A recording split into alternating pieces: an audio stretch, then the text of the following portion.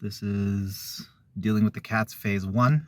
So we drove over here and we unfortunately got here a little earlier than expected because traffic was actually not as chaotic as we expected it to be. And I didn't start filming until after Mom took the cat. So he's off to get some shots and stuff, and I'm just gonna sit here because I don't need to be an extra body around.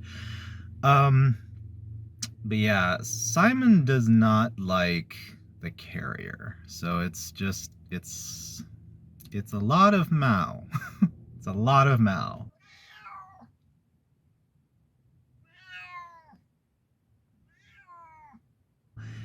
And it's the same sad MAOW.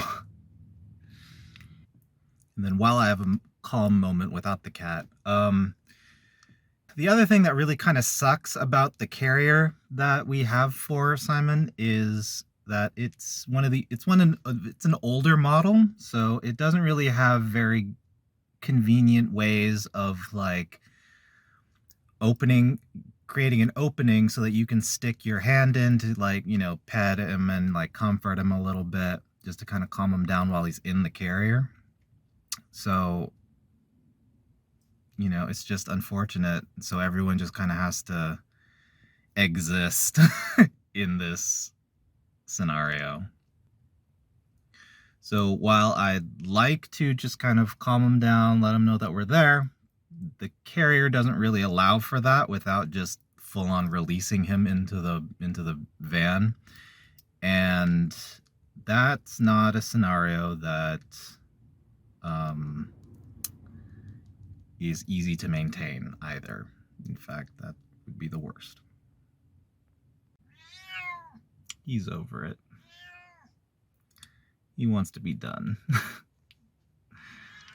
But he's done with the shots, so all we gotta do is get him back home. After all that, you want to go back outside, cat?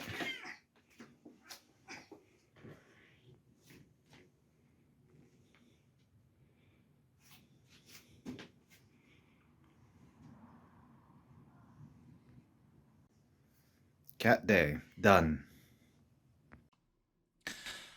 Alright, so for today's progress in Blender is lightning. Don't know how to do that, because like I can make a line, but I can't make that line move, or I can't make it jitter.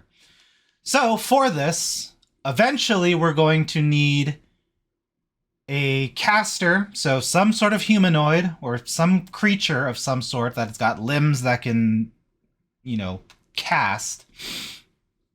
Then we need to figure out some way to visualize lightning. And then we need some way to make that lightning animate. So either by my purpose, grabbing a point and moving it, or by having it be, what's it called?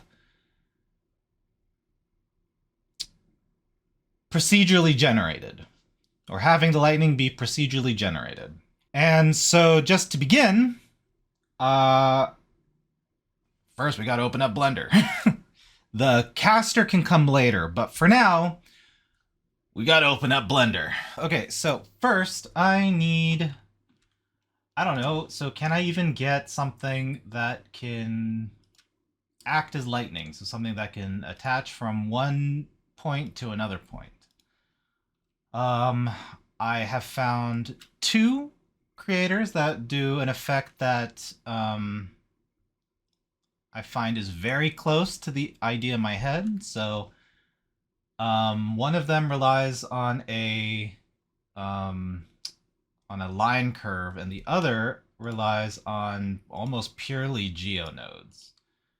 And so because I'm not all that great with the library of geonodes, it's a lot trickier for me.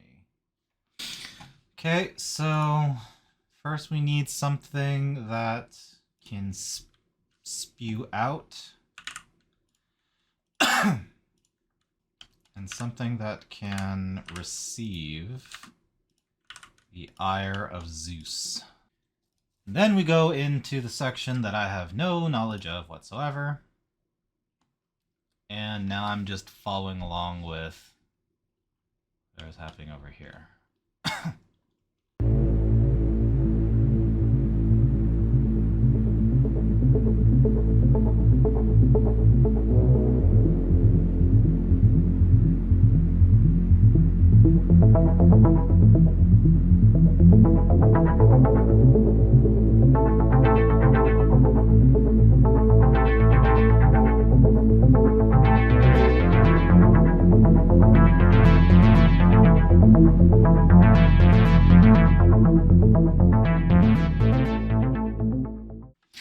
All right, so we can get an object and we can connect things to it.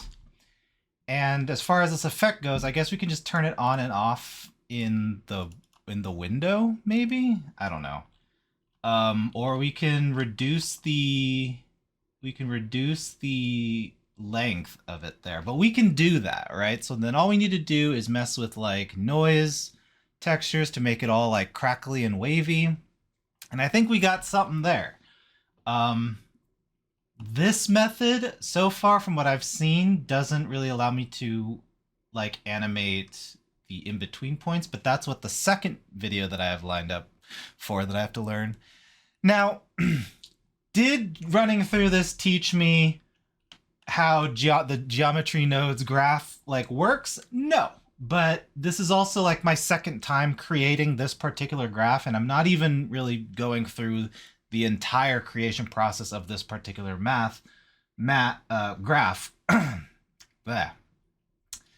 So no, I'm not, it's not going to sink in on just the second time. So I'm going to have to do more projects with this type of, scenario, just so that I know like why instance on points does what it does.